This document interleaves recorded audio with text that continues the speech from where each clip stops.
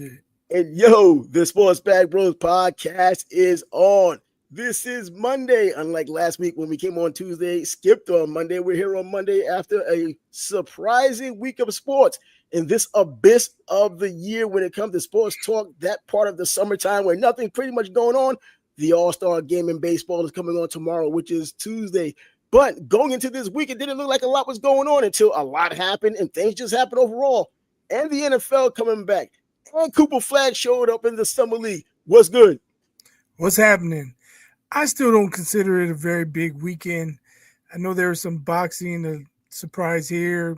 De La Hoya had some stuff to say about Berlanga. I mean, that was some funny stuff there. But, I mean, as far as actual games and action, not much really happened. Well, relative to what we would normally expect this time of year, I think it was something because it's like something instead of nothing at all, because typically this time of year, nothing really is going on, or at least nothing completely unfolding. At least today on July 14th, SEC Media Day starts. We saw or heard of at least a Big 12 Media Day last week, Coach Prime and the crew and all those people talking about SEC Media Day started today. So then we did have the boxing matches, what we did talk about, and then Cooper Flag going into it.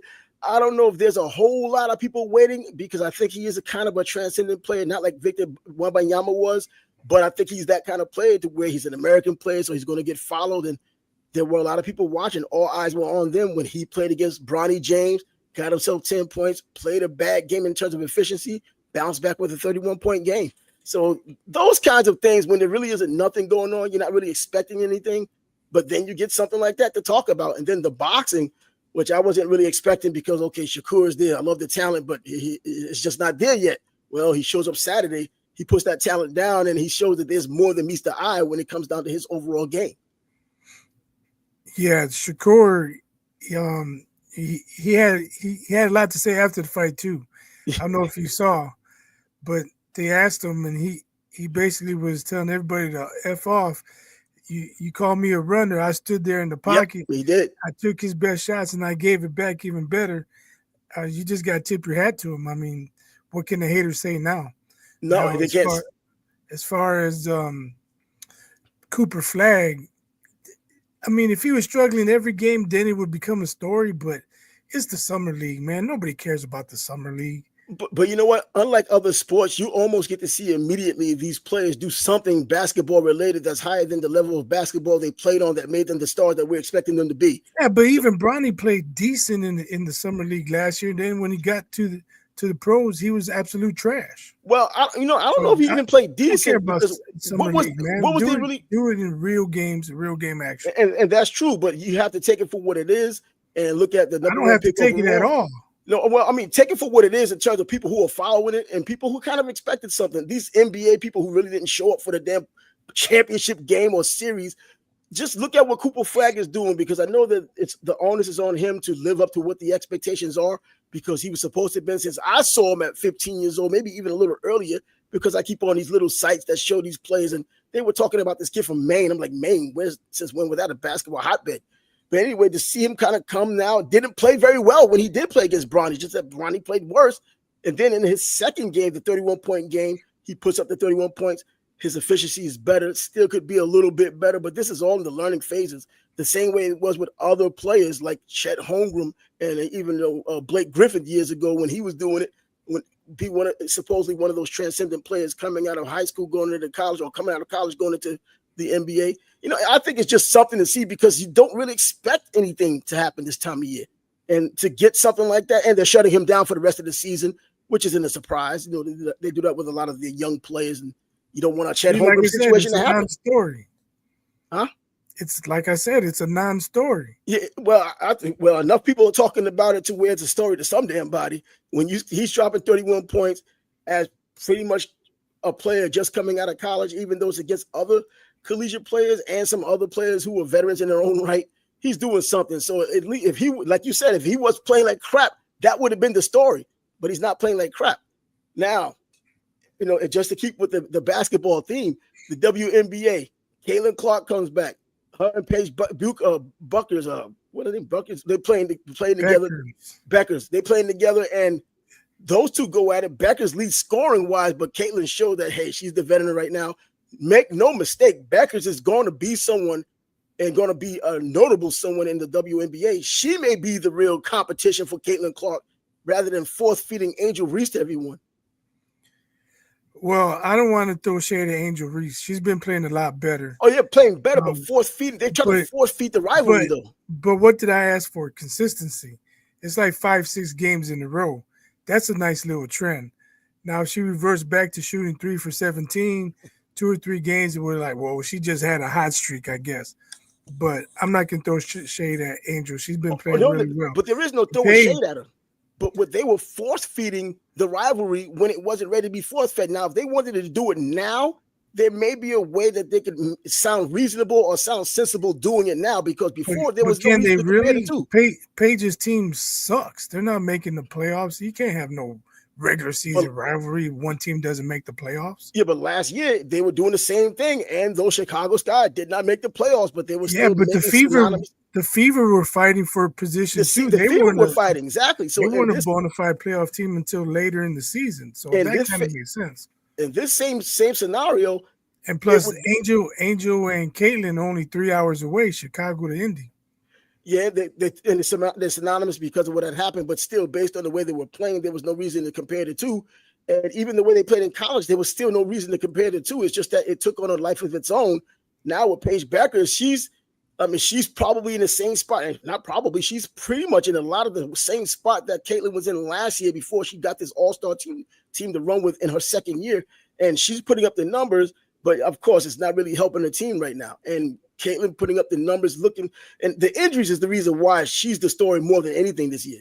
If she can keep the injuries down, which seems like one injury after the other, people will still look at her as that elite player. She's still going to be elite, but the consistency you're going to need in them, anything less of a championship for them this year based on the team they picked up would probably be a disappointment for people who are real Fever fans and for the area. But they don't have the team they started the season with. Oh, no. I think Barn is gone, but she wasn't doing anything anyway, other than trying to set a record with their team. People expected her to be a contributor, if nothing else, help on the boards because of her height, maybe knock down some threes, open the floor, create space, but that's gone. Yep, that's gone, and they're winning, and they take the over. Anytime you want to pick the Fever, just take the over. Forget the line, just take the over because they don't play defense that well either. But anyways, yeah, so as far as that goes, now another news story that did come up, I don't know if it's a huge story, but only because I know that you know the guy, and I've liked him since he was at Nebraska. And Ndamukong Suh called it a career after 13 seasons. Bro, one of the most dominant college football players you'll ever see. It might not have turned out in the NFL like it should have been, but he was still damn good. In college, the most dominant defensive lineman I've ever seen. Yeah, I'm not sure what happened to him, man. He seemed like he had anger issues. He was like stomping on people, getting late hits, and he wasn't doing that at Nebraska. I don't know if they told him, raise it up a level, because like you said, he was a monster at Nebraska. He was almost unblockable. In the Big 12 championship game when Nebraska got, he was everywhere. Yeah, he was throwing Colt McCoy around like a rag doll. Yeah, he was. And him being, was he the number one pick? He was number one. Number two. Yeah, okay. I mean, he justified number one. Yeah, he justified being that pick. And I don't know, maybe in Detroit they say, hey man, you showed a lot, but you're in the big leagues now. You can do more. And I don't know if they got him, they raised his motor to go too far, too high. Because he definitely had some questionable plays, let's call it. Yeah, after a while, they were just calling him. He was identified as the dirtiest player in the NFL. That's what I'm saying. Yeah. And he showed none of that at Nebraska. No, I don't know what happened. I don't even want to try to even joke and say CTE might have been the issue. But, he was a smart kid at Nebraska, too. He wasn't just these football player. He was an intelligent kid. You heard the story of his background with his sister running his business, I guess, running his NFL career, essentially, because they kept it a family thing, being his culture, not from the United States. I think they're from Nigeria. But anyways, he was as dominant a college football player as I've ever seen on the defensive line. It's hard to find those types of players because they are defensive linemen, and they're always good, strong, especially in the higher levels, strong offensive guards to kind of at least hold serve or at least make it difficult. He couldn't be touched. he was doing Reggie White stuff at the defensive tackle spot. Yeah, my favorite play of his at Nebraska, he intercepted a pass from a quarterback named Blaine Gabbert, who originally Missouri. he originally committed to Nebraska, then flipped to Missouri, and I think the ball was tipped and Ndamukong caught it, and Blaine was the only guy who could stop him. He basically just ran him over, was like, "Get the fuck off me," and ran into the end zone for the score. I was like, and of course, Husker Nation loved it because it was Blaine Gabbert. Yeah. But he had a tremendous career in Nebraska. He had a really good pro career, penalties notwithstanding. I don't know if he'll make the Hall of Fame, but he played on some good defenses, and he was a big part of those. Yeah, 5-time All-Pro. Man, out of a 13-year season, and one of those seasons, he didn't play for a while, though. He hasn't played for a while, so him not playing for a while still goes towards the NFL. I'm wondering, this 13-year career, he decided to retire now because his father, passed away, and his father gave him some passing words about a year ago, so it gave him a little bit of time to contemplate what he wanted to do, what he needed to move on. He said on his father's deathbed, said, it's time to give up football, it's time to move on to your new chapter, and that was what he needed to move on, but 5 All-Pros, that's different than Pro Bowls. 5 All-Pros, man, that's pretty. Yeah, that's a a true indication of how good a player is. Yep, All-Pro, first team All-Pro, and he got those All-Pros, and he was just that dominant. It's just that as dominant as he was, and as good as he was, even in the NFL, because even with Detroit, he was damn good. I was expecting even more because he led that. The way he played college ball made you feel like he was just going to be a Superman out there. A J.J. Watt kind of player, different position, but a J.J. Watt kind of player. Yeah, I think maybe might be a bit of hyperbole considering how great this guy is I'm about to mention, but I'm not sure people didn't expect that type of play from Ndamukong, Aaron Donald. Oh, you know what? Aaron Donald did what Ndamukong Suh was supposed to have been doing, in my opinion. Yeah, exactly what you're saying. Yeah, shoot, that was a hell of an analogy right there, because that's the type of career I would have expected. When you looked at Aaron Donald play, it looked like a video game. He was just unblockable. Exactly. He made some freakish player, and he just wrecked havoc. And now you have an Ndamukong Suh. That's what I was expecting from him. It's always somebody else that's going to do exactly what you thought that you didn't think would do it. Coming out of Pittsburgh, the Pittsburgh has a history of putting players into the league and doing some things, but I wasn't expecting that from Aaron Donald. But I wasn't even expecting Darrelle Revis to be as good as he was either coming out. I was like, nah, we don't need him. I guess I was wrong. That's why I'm not in the war room. And Ndamukong loves Nebraska. He's a big time donated, Yeah, he a few years ago he donated iPads for every player so they could have it right there in their locker. He gives back to the younger guys.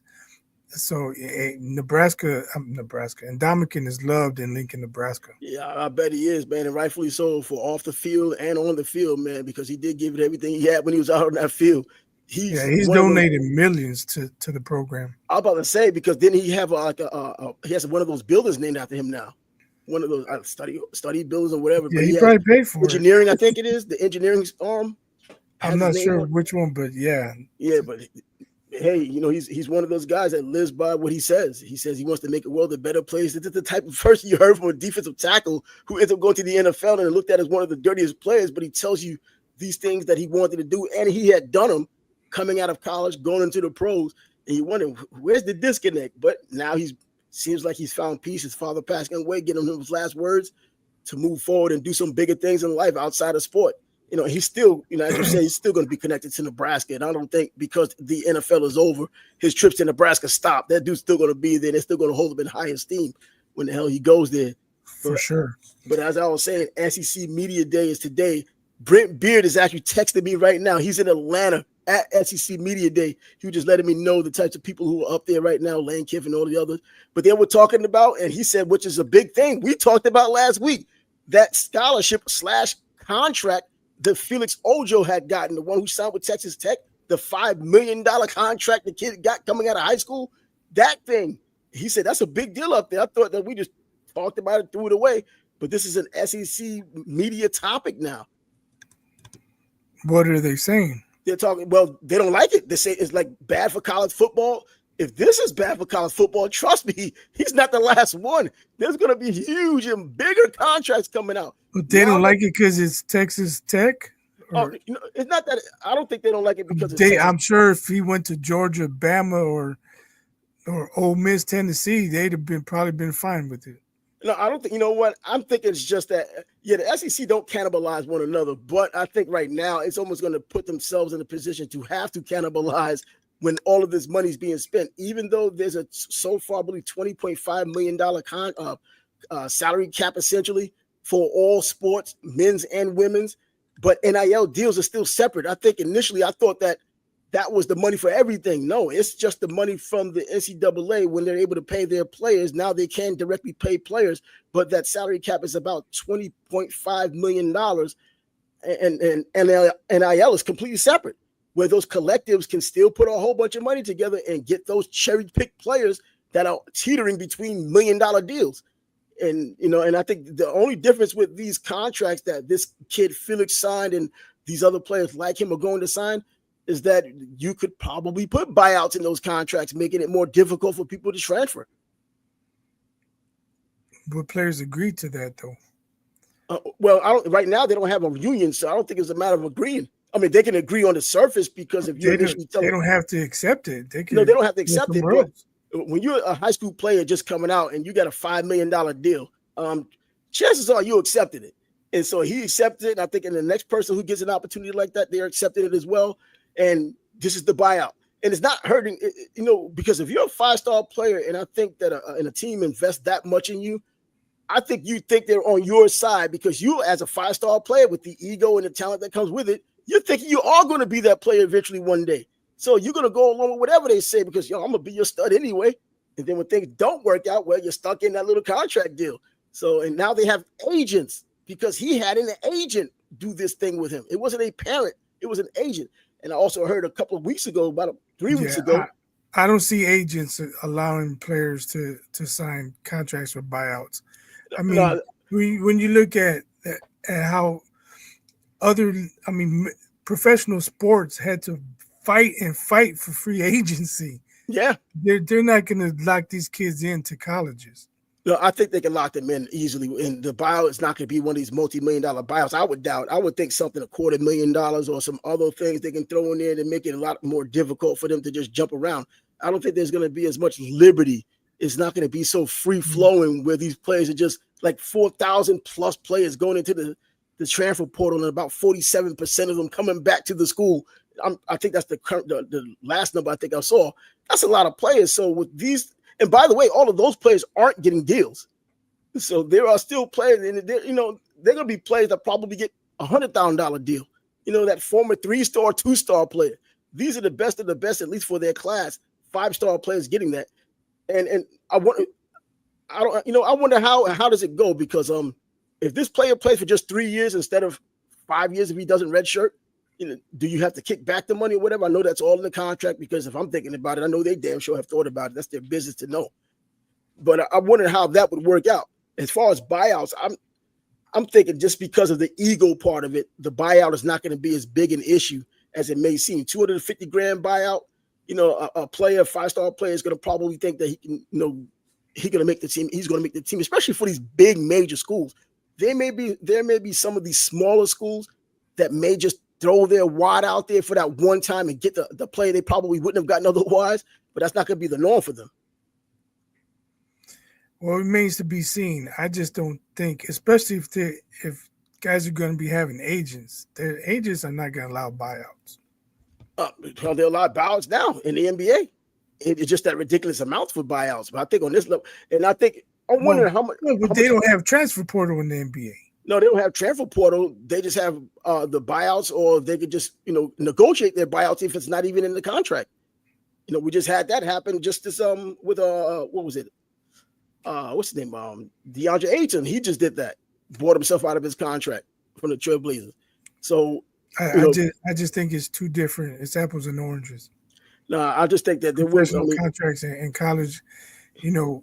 When you sign your contract, you're with that team. You don't choose the team you go to. You get drafted by that team.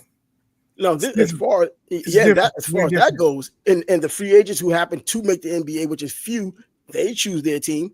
But I'm thinking with college football, I think in its most basic level, I think there probably is a buyout. I mean, I don't see anything wrong with having a buyout. I think it also helps the school too to be able to recoup some of that money that they put up. I mean, it makes sense for them too. I think when you get a deal, the deal has to work for both sides. We hear about the kid making all of this money. We know that the school's going to make all this money, but then when the school's giving all this money to all these kids, That's there's just messing them. recent. For Yeah, exactly. years. For years and years, kids weren't. Well, some kids were getting stuff, but They don't get most stuff. No kids weren't contracts getting. involved. No contracts. Most kids weren't getting money, and colleges were making money hand over Hand fist. over fist. But they were giving up those doggone scholarships, and those scholarships did cost a boatload of money. So when you went to those private schools like Vanderbilt, that's 75 grand a year. That did freaking matter because you also knew going to Vanderbilt didn't guarantee you was going to the NFL. Or you went to these other schools like even Duke, who doesn't put in a lot of NFL talent. So you're just going there to play football for the most part. A lot of money going through there. So yes, I know when years ago, these players break their asses for these teams, but these teams are also putting up a lot of money. And not to mention the out-of-state teams for the teams that aren't private schools, paying these out-of-state tuition for these players that they are getting from California to Florida. Now they're paying the out-of-state tuition. Just because they're scholarship players and athletes, it doesn't change that they're out-of-state and they pay that out-of-state fee. That's a whole damn lot more than being in-state. A lot of money went into that. Not even just using the Vanderbilt, just using if you use just regular Alabama or use just regular Florida State, look at how much they're paying per year, state residents, and then just look at that over the 4 or 5 years if they redshirt, or now maybe 9 years with these red shirts we have today, dudes standing for getting their doctorate, all that money going into it, and they didn't benefit? Hell yeah, they benefited. I don't know about 9 years. I know guys were getting COVID. Well, for Miami, our tight end, man, was there for 9 years because of the constant knee injuries. Came from Oregon. He had the knee injuries, and he had constant medical, and then the COVID year. So yeah, it was a special circumstance. COVID years, but yeah, but still, 9 freaking years is 9 years. 8 years is still too damn much, man. He's there twice as long as a regular kid. Was he going for his master's by then? My man was going for his astronaut degree. He should have been going for his doctorate after 8, 9 years. Doctorate. He's like what that dude Craig Krenzel from Ohio State that won the championship. He was doing some high level major that he was running with. They call him the doctor. But anyway, yeah, man. So it's going to be interesting to see how this plays out. And Brent Beard continues to text message me about what's going on up there. It's done for the day. They're doing it in Atlanta now. It used to be at Hoover, Alabama, the Winfrey Hotel, because that's when I used to do the SEC Media Days up there. And it was then they changed it over the years, but now it's at the College Football Hall of Fame, which is in Atlanta. And we went up there back in 2020, right before COVID hit. We were in the College Football Hall of Fame. That was for the Black College Football Hall of Fame. Then they just used their Hall of Fame to have their ceremony, and that was the first and last time I saw Hank Aaron. He was in a wheelchair, and my son was with me. I was like, "Yo, that's Hank Aaron." I said, "Man, you better take a good look at him right now. He might not be with us long." And then he freaking died from COVID, man. I was like, "Damn." Well, glad I had a chance to see him. But anyways, this sports summer, man, baseball tomorrow. I know we haven't kept up with a lot of baseball, and this is the only true all-star game I can see happening. In hockey, they score a lot of goals when they typically don't score a lot of goals in hockey. Basketball, it speaks for itself, scoring 300 points between both teams. And baseball seems like the only sport when they have their summer classic where things are just people are competitive. I think because even though it's a team sport, it's individualized. It's an individual. Pitchers out there, he doesn't want to embarrass himself. Nope. When batters go up there to hit, they don't want to get embarrassed. Outfielders don't want to drop a fly ball. Infielders don't want to miss a ground ball. So, it may not be high intensity, but they're still going to put in effort because hell yeah, yeah. Nobody wants to look bad. In the NBA game, there's 5 guys. You can pass it to somebody and he goes in for a layup, and all right, you got an assist, and what's the big deal? I mean, nothing. As long as you're not getting cooked play after play after play, and I think NBA players are like, whatever, it's just playground game. They're not even attempting to play defense either. But as far as baseball go, I think there's been somewhat of an argument just in the past couple of days because the Phillies are pissed off that a couple of their pitchers didn't get into the All-Star game, and they took I think a rookie pitcher. And what do you think about every team having to participate in the All-Star game? That sounds kind of little leaguish, but everybody has to be represented. And I understood it when I was a kid, and I think now they probably should just change it to the home team has to have a player representative. That would be a good idea. Exactly. That would be a good idea. Because there's some terrible teams out there. And if you got to put a guy who's hitting 240 with 8 home runs and 22 RBIs because he's the best of the sorry-ass scrubs on that team. Rockies. Then, some guys just don't deserve it because that's taking somebody – every year somebody gets snubbed. And usually it's not because a scrub got put on the team. It's because it was close between this guy and that guy. Now there's situations you have teams tanking and they don't have legitimate all-stars. And like I said, you got guys in there with very questionable stats making it ahead of guys who are having really good seasons. Yeah, and that's true. And that's why I think the Phillies are upset about it. In fact that, teammates on the Phillies were upset that they're just giving everybody a chance when they think they shouldn't. And I think they're only being vocal because their team is being affected with it when they believe that they have 2 pitchers who should be there and they're not. I think the opposite is true too, because sometimes you'll have a team having a really good first half, maybe it wasn't expected, and they'll have like 6 or 7 guys on the All-Star team. Yeah, right. That's true. Are all 6 or 7 of them All-Stars? Maybe 3 or 4. I mean, I'll be good with 4. I'm not saying put a cap on it, but come on, man. You can't have half the team is from one team. Exactly. We could look back at that 1984 Detroit Tigers that were 35-5. So by the All-Star break, everybody was in. And now you got to, and they ended up winning anyway. But still, under that kind of scenario, when a team is just so hot in the first half, or a player is so hot in the first half and kind of tanks in the second half, especially these younger players who kind of fall off towards the end of the season, they get their opportunity there when they're a veteran player that's just not as good at the beginning, but they're damn sure more consistent over the course of the season, and they may even end up in playing significant baseball, in the later part of the year, and they don't get their shot. Yeah, I can see how that goes. But, man. Getting back to your original question, I think, as I mentioned, nowadays you have teams tanking. You have guys, their best players not even all that good. Where back in the day, almost everybody had at least 1 good player, maybe 2 good players. And so it made sense because you want as many eyeballs to watch. If you don't have players from 7 teams in the league, well, that's 7 fan bases that probably aren't going to watch. So it made sense back in the day. But nowadays, I don't know. I don't think it's necessary.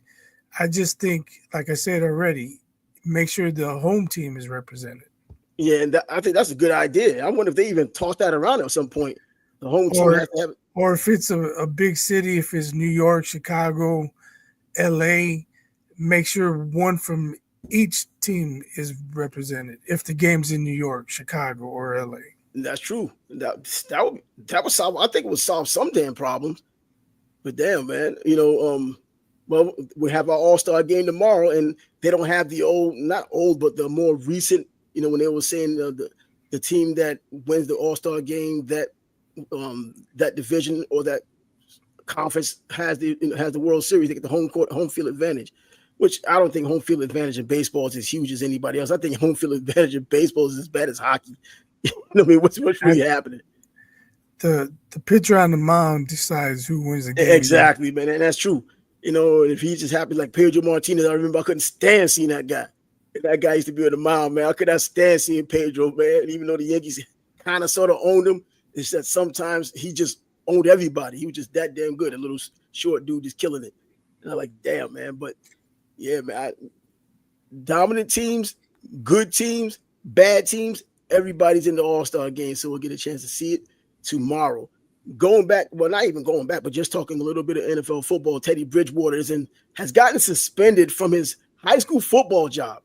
Suspended. This dude came out of high school football last season to go up and play in Detroit, Okay, the season's over. He goes back to coaching high school football, and he just got suspended for giving benefits to players. What kind of benefits? The way football is now, everybody's getting the benefits any damn way. Now all of a sudden they give a damn. But what kind of I don't benefits? even know what kind of benefits he's been given. Like, did he buy somebody a Whopper? I mean, come on. Miami Northwest is it's a historic team in the state of Florida. So I don't know what he had done. Let me see. I'm saying, like, I think circumstances have to be taken into account. Yeah, it should be. So apparently he had done something that they feel is so egregious enough to put it on him, because you wouldn't think they would put it on someone like Teddy Bridgewater, someone who's at least known in the NFL and known pretty prominent in football, period. You wouldn't think they would pull it against him. Pull it against somebody else who's just some local guy that you can just pull rank with, and it'll be a slap on the hand, but no one really gives a damn and just move on to the next one. Yeah, but Teddy Bridgewater got himself in a little bit of trouble. Miami Northwestern, the Bulls, at one time one of the best teams in the entire country, but now they're still a damn good team, but not like they used to be. But at least he's not in no Justin Tucker, Zion Williamson type drama. For real, man. What's going on with these players, man? And Zion Williamson was supposed to have been one of these nice guys coming out of college. Not that he's not a nice guy. He just put himself in bad circumstances. And I think it's more probably naivete than being a bad kid. It's just that he's not a kid. He's just being a bad guy. He's just naive as hell. I know. I just wonder who his favorite player was. I mean, was it Sean Kemp? I know, right? Shoot, Sean Kemp would have a ball these days with all this social media nonsense. Hell, Sean Kemp would have an NBA career and an OnlyFans page. He'd be out there killing it this time around. Sean Kemp would be the one, doing it. But now the NFL is here. We can't. Your guy got an extension up there in Chicago. Poles? Yeah. Yeah, I forgot about that. Yeah, I kind of just swept that under the rug. I know you didn't really like what he was doing, but is he deserving now or what? We have to wait and see. I mean, like, people are excited. We got Ben Johnson. Okay, but he's never coached before. So we have to see if he has the chops to move up from OC to head coach. They say we drafted this kid Burden, and we drafted the tight end, and we added linemen, and we did this and we did that. Well, shit. Last year we drafted Caleb Williams, and we drafted Rome Odunze, and we brought in linemen. And what happened? The wheels fell off. So I'm trying not to be pessimistic, but it's the same thing they did the year before. Those are young players, though. I have to trust that they did better evaluations this season. I'm not drinking the Kool-Aid. You got to prove it to me. Yeah, that's true. And the preseason isn't going to be enough. Just in the regular season, when the real bullets are flying, you're going to realize if he has it made. First of all, seeing what has been going with Caleb Williams now. Last year, going into camp and everything, you had kind of an update every week on what he was going through, how he's doing it, and how he embraced the team when it seemed like before the draft he didn't want to come, but he's saying all the right things. Has there been any news about him at all this offseason? I saw something. I saw a headline, but I didn't really pay attention to it. And then I saw a tweet. Somebody was saying, I don't care if he paints his nails, that I don't question his sexuality or masculinity. What the hell that got to do with anything on the football field? And I said that last year. Man, he can paint his nails pink. If he throws for 35, 40 touchdowns, I don't care. You paint him whatever. Paint each nail a different color for all I care. I don't care. Just throw that ball to Bears receivers and punch it in the end zone. Yeah, I just saw a little meme. I don't even think it was a meme. They made a meme out of it, but it was a legitimate picture of him with the nails on and whatnot, and people saying things about that. But isn't there a story behind it? I think his mom, it has something to do with his mom or something, or a family member, why he does his fingernails. I have no idea. I mean, I didn't care enough to ever look into it or pay attention if I heard something. I just saw it on one of these stories that because when they get the first pick overall, they're going to have a lot more stories about them than they have about almost anybody else. Unless there's somebody like a Travis Hunter who just is more of a personality and just kind of an anomaly, and they'll want more from him. But yeah, I thought I heard some story why he does it. And I think I also heard, matter of fact, I think one of those draft shows before the draft, when they were just talking about players. And tell us this story about you kind of getting to know the player a little better. And he was at the, before the draft, I think at the combine, they was asking him about that kind of thing, and he was giving some story behind it. But then it's been asked more than once. So, but anyways, yeah, the NFL's coming I quickly. haven't heard. 2 weeks from now. Did you see somebody came out with their top 10 quarterbacks? No, I hadn't seen that. Oh man, I'm trying to see it. Of course, Mahomes was number 1. Josh Allen was number now 2. Or later, or all time. What's that? No. Current NFL. Yeah. Mahomes 1, Allen 2, Burrow 3, Jackson 4. I don't remember 5, but people were up in arms because Jalen Hurts was 9 behind guys like Herbert and the dude from Green Bay. Why am I drawing a blank? But they didn't have CJ Stroud in the top 10. Jaden Daniels was number 5. Jaden Daniels, definitely. But because they're talking about the talent as a quarterback. And hell, I'll go back to what the Super Bowl was, and Jalen Hurts happens to get the MVP when you could have and should have given it to a defensive player. And I looked at a comparison and contrast. I talked about Brad Johnson when he won the Super Bowl with the Tampa Bay Buccaneers. He had almost the same numbers, 2 touchdowns, 1 interception, the whole 9, as Jalen Hurts.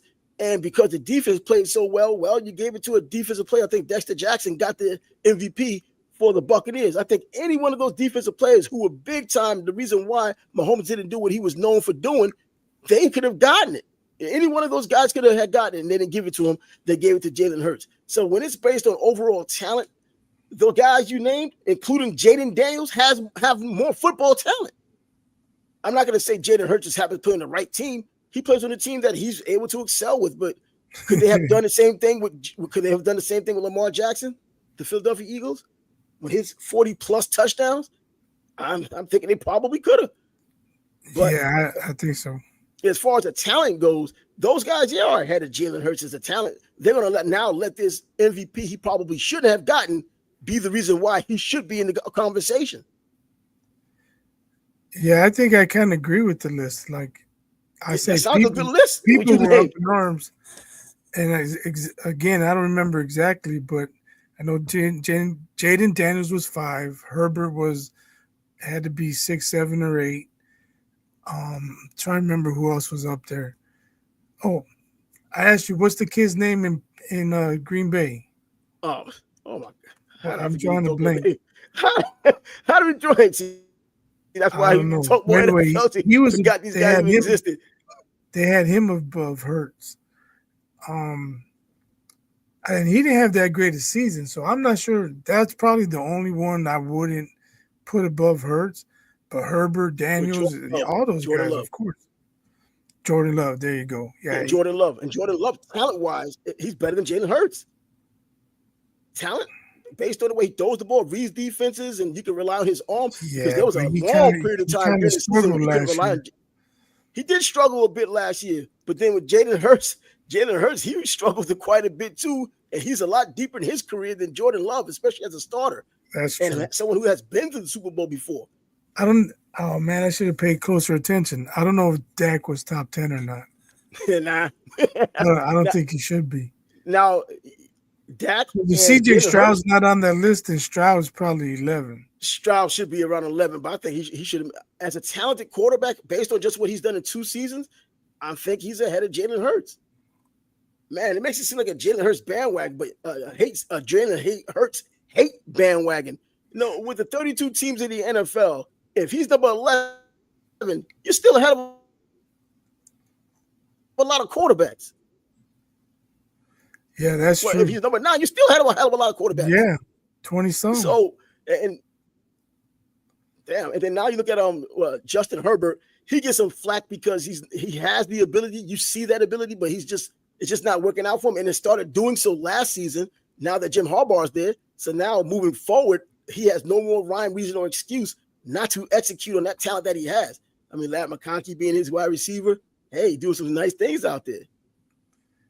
Yeah, that's true. But to go from Keenan Allen to a rookie, and not to mention they got rid of his running back, they kind of downgraded his supporting cast. Yeah, and they still made some noise last year. And Jim Harbaugh is going to have to start. Well, I think he already gets credit for being a damn good coach.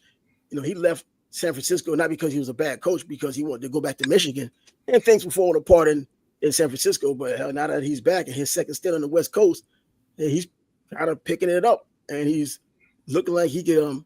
He's going to be one of those formidable coaches who happens to have a formidable quarterback to go along with him. Let's see how that works out. But Justin Herbert is a talent. I remember at Oregon, I saw him for the first time. I was like, yo, this dude's going to be a first-round draft pick. My friend Kerry and I, we were saying that. And then when he got drafted, we were like, yeah, we've been on that bandwagon. So we're going to try to stay until it sinks, because it could have sunk 2 seasons ago. But he looks like he's still on top of it. Garrett Wilson for the Jets got his contract, I think $130 million as a wide receiver. Well, it's not exactly NBA money, but they play a lot fewer games. So, yeah. How much is guaranteed? Guaranteed. I didn't even look and see the guarantee. I just saw it came across. But I was like, oh, until we get a quarterback that's going to be consistent or can prove to be consistent, damn, what good is it? Because I thought Aaron Rodgers would be that player, but it just wasn't. And he won't be it for the Pittsburgh. If he's that for the Pittsburgh Steelers, I'll take full credit for the Jets just being trash. Forget about it. Now, do I need to take credit for it? Others do it for me because they haven't done a damn thing in a while. But the NFL as a whole, I know the Jaguars are now getting side-eyed by the rest of the league now because they think they got something going. Brian Thomas and I think Trevor Lawrence went on vacation together. Why are they making stories out of this? To try to get their chemistry together. Hell, they showed that they had chemistry last season. You need to bring Travis Hunter on that damn deal and leave his wife at home or something. I don't know.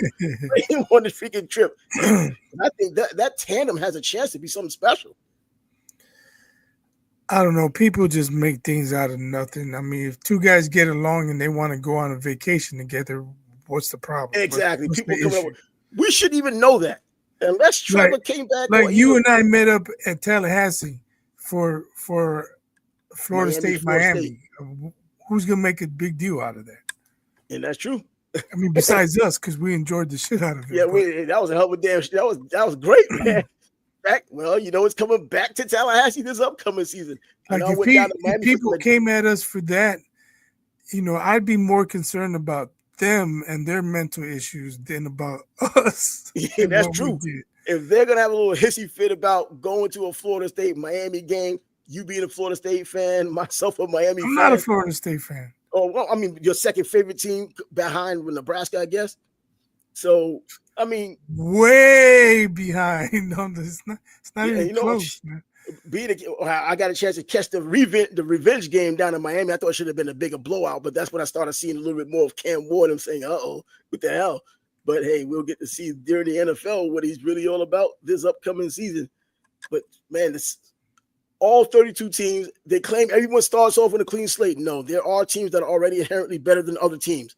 So it's not like we're guessing. Every now and then there's this Cinderella story that comes along. Like 2 seasons ago, the Houston Texans came along with C.J. Stroud. No one would have ever thunk, but they came along. You see. Broncos last year. People harassing me. People texting left and right, man. That one wasn't Brent Beard. But Broncos last year. Who?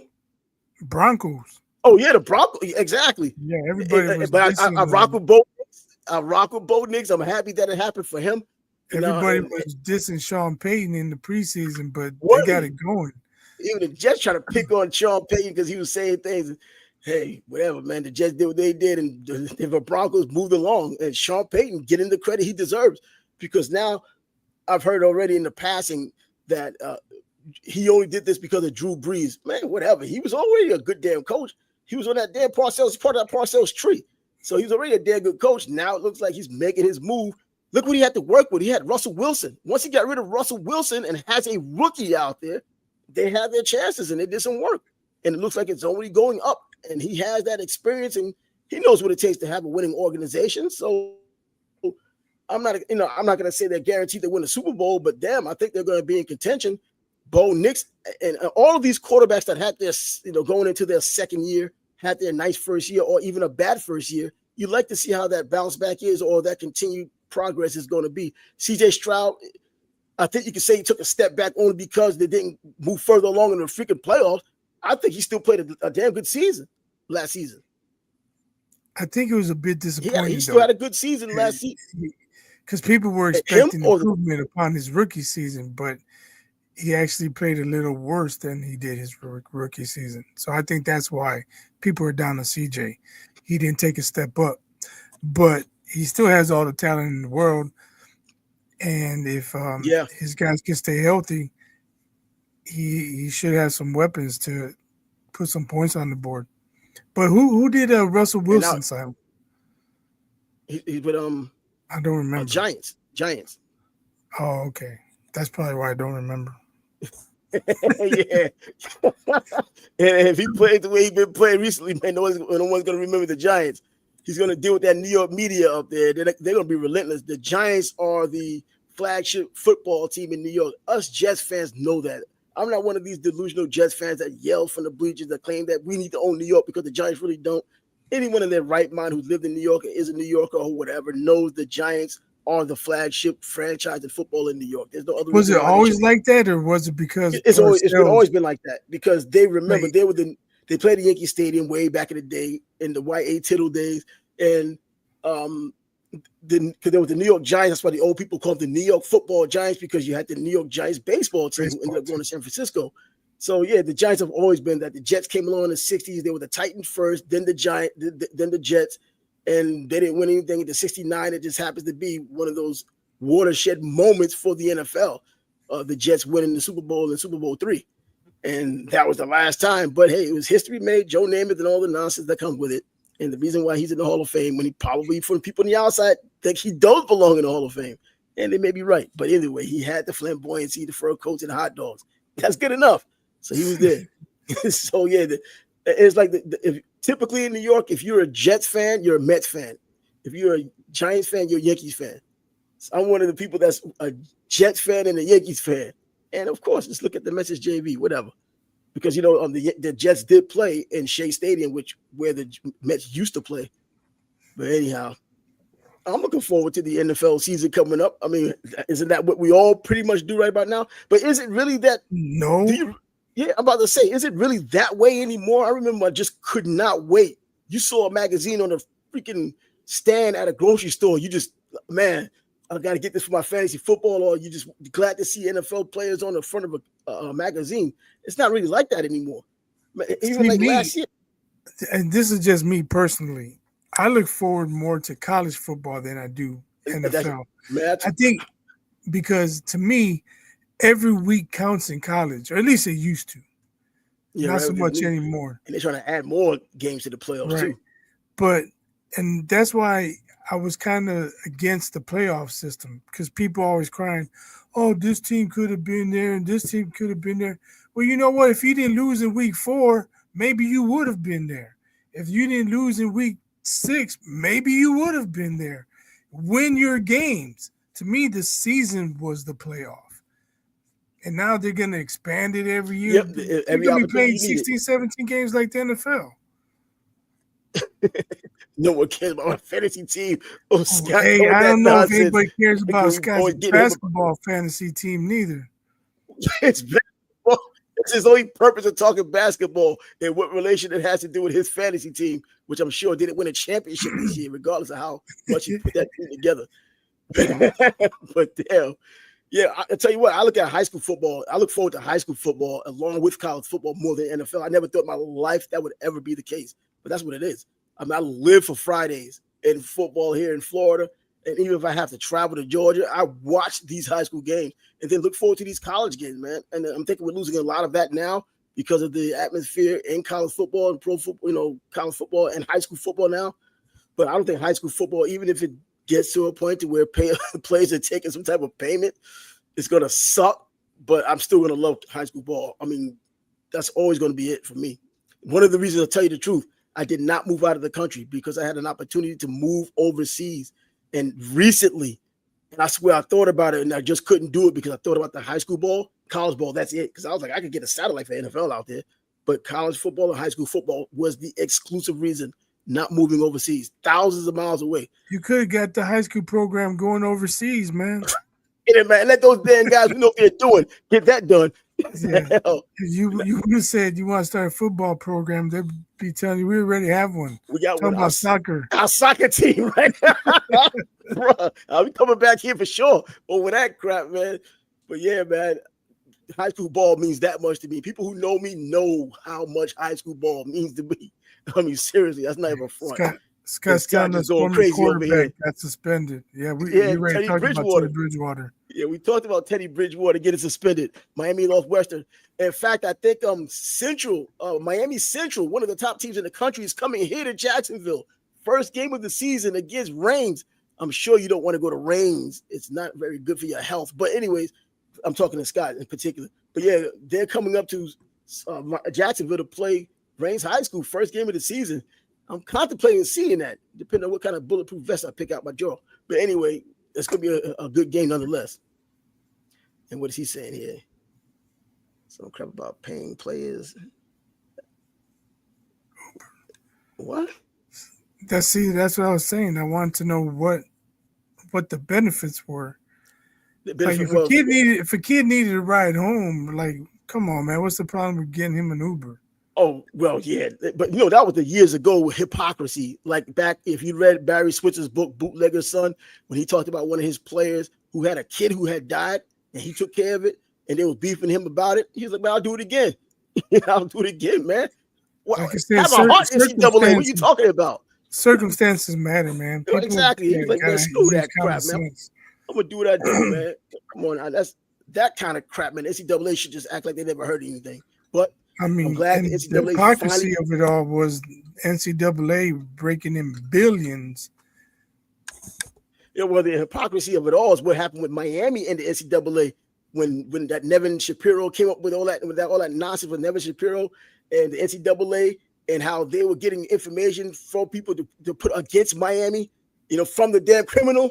I mean, come on now. That's why Miami got off the hook. And they should have been off the hook to begin with. But that's when the NCAA, when they have something against you, come hell or high water, they're going to still come after you, regardless of how ridiculous it sounds. You probably can blame Luke for that.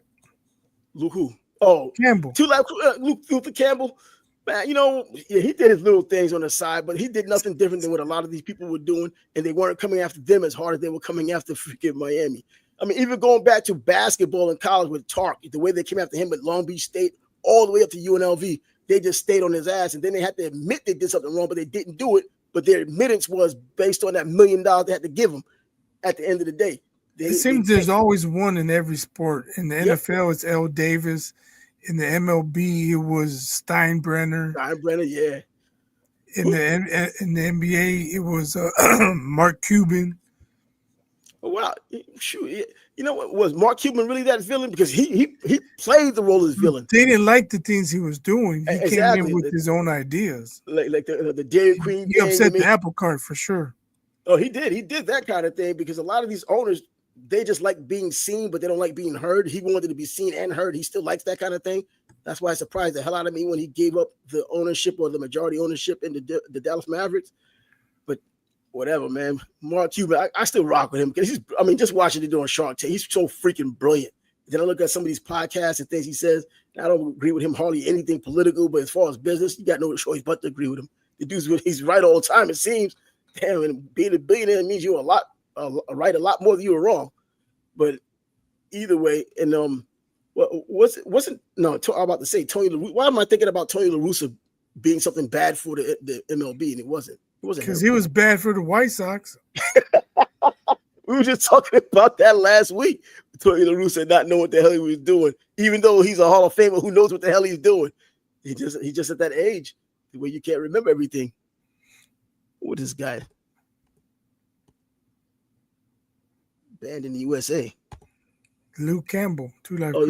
Yeah. I look back on that because I was watching something not with him, but just in the era because I'm always watching Miami stuff, Kane stuff, and they talked about how what he's doing was so transcendent, and it was for that time. Man, he's a choir boy compared to the cats that's being allowed to do the nonsense they're doing today. I mean, come on! I remember they bought all those tapes of his and just rolled them over with a steamroller. He's like, hey, long they pay for them. You know what I mean? He's like, you bought them. You know what I'm saying? You bought them. You line in his pocket. You contributed to the cause, man. You got this church guy, think he's doing the right thing, rolling over things with a steamroller, and you put money in his pocket. Like, keep doing it. As long as you pay for them, you're not getting a discount. I got a question for you.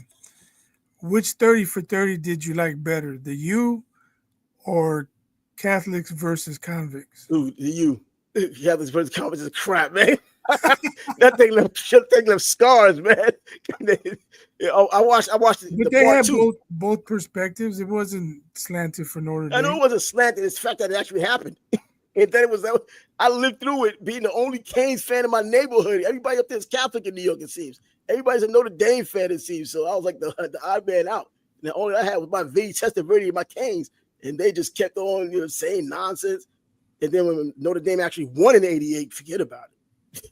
And beating Miami the way they did that year, even though Cleveland Gary did get in the end or whatever. But anyway, it's a bunch of story behind it. But the refs got Notre Dame back for you. I mean, Colorado got their bogus championship. Oh yeah, exactly. With that phantom clip call, I watched that game. I was screaming because I hated it so much. And at that time, Rocky was the most dangerous dude in college football. I don't know why he's even left off some people's list. He was awesome. I mean, he was flat out awesome. In college, he was Devin Hester. Exactly. You did not want to touch that dude, man. And they kicked it right to him. Come on. But in that year, though, Colorado did share it with Georgia Tech because Marco Coleman, I remember he was the first-round draft pick for the Miami Dolphins off of that Georgia Tech team. And he was here in Jacksonville. We used to go to the same gym, and Marco was cool. And he used to do radio show here. I don't think he might still do one. But anyways, yeah, man. When it comes to the Canes, they have the part 1 and the part 2. I got the part 2 that I watch all the time. Now, part 1, I rock with it. But part 2 with the 7th floor crew, you can't go wrong. with G-Reg, Greg Olsen giving his bars. Bro, that dude's legendary. Who is Antonio Langham? Antonio Langham, defensive back from Alabama's 1992 national championship team. Antonio Langham, number 13. No, that was number 13 was John. Why are you asking that? Exactly. Well, you asking that? He went to the Cleveland Browns, by the way, their first-round draft pick. He played on that hella fire Alabama 1992 team that beat the hell out of Miami 34-13. That's probably why he's asking. You clown. Oh, man, let's get off of it. I just realized that. He's trolling. That's why he's asking. You know what? You'd have been better off saying George Teague because he was the one who took the ball out of Lamar Thomas's hands and went the other way, even though it was a penalty. You freaking clown. Let's get rid of him, man. For real. What do you say? Oh, see, he's explaining. Yeah, we figured it out. Thanks. You freaking clown. Oh, God. Who's his college team? And that Alabama team, though, up until recently, that defense was one of the best defenses ever. The only defense I had in front of it was the Canes defense of '87. But that defense that they had with Antonio Langham back there, George Teague, of course, but the defensive line with Eric Curry, they had Copeland and Curry, John Copeland and Eric Curry. I mean, it was as dominant as it gets. Lemansky Hall, they had that defense was sick. Scott, who's your college team? He's a Gator fan. Oh, that's right. Put an emphasis on the GAY part. Exactly, Cat. Gator. Come on now. This guy. Gatorade. Gator, yeah. He's a Gator fan, man. I don't know. I think we're kind of. He's a Gator grad. What do you expect? Oh, there's no shame in that. He got an NCAA chip this season. Oh no, yeah, no. I'll tell you what, the Gators, as far as a school to get into, is a very difficult school to get into for public school. Very hard. So you can't be a dummy and go to the Gators unless you're on the team. Interesting enough, Marcus Thomas, and you know who that is. Scott out there. Marcus Thomas did message me the other day. He messages like every 10 years. I showed him a picture of him and my son when he had my son at 6 months old at his draft when he got drafted by the Denver Broncos. I was like, yo, this clown's gonna be 19 years old next month. He's like, oh shit. Where the hell you been? That's the show what that is. Where the hell you been all this time? But anyway, big Marcus Thomas, man. Good dude. Just chilling in retirement now with his several bucks he made from the NFL, having a good life. And that's all good. What's this, a Scott show, man? Mandarin High School. Yep, he went to Mandarin. He had 28 sacks in his senior year. Killed it. I thought you were talking about Scott. No, Scott. What the hell? He played dead and made All-American from that. Come on. Scott, there's no way he could have played long enough to get 28. He would have had too many piss breaks. Yeah, I know, right? Too much pitch breaks. Been drinking Budweiser instead of Gatorade on the sidelines. He might have ended up with 18 or 19. Oh man, this guy. I wish.